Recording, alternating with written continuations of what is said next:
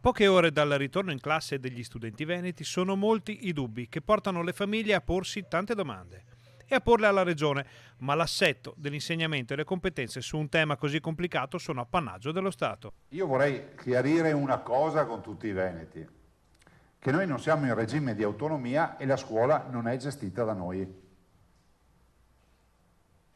La scuola non è gestita da noi. Noi abbiamo genitori che ci chiedono perché non arriva la maestra in un posto, perché nell'altro non si fanno queste scelte. Noi non abbiamo nessuna competenza, cioè noi siamo, come tutti gli altri cittadini, davanti alla programmazione scolastica, cioè quindi i programmi di studio, all'organico scolastico, docenti e non docenti, noi abbiamo competenza zero. Il ruolo della Regione è infatti ben preciso. Qual è il nostro ruolo? Abbiamo solo due ruoli fondamentali.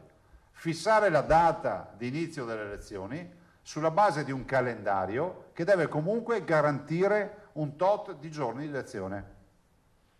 E qui lo dico perché magari i cittadini non sanno, ogni regione si regola in base a delle peculiarità.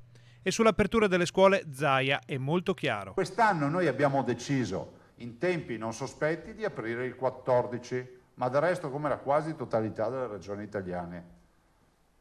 Io penso che sia corretto, siccome compete a noi stabilire la data, allora guardate, è inutile che qualcuno venga a dire a me ma si poteva dopo le elezioni, prima, guardate, se era per me le elezioni le facevano a luglio, avremmo già evitato casini col Covid e con le scuole e con tutto. Roma ha deciso così.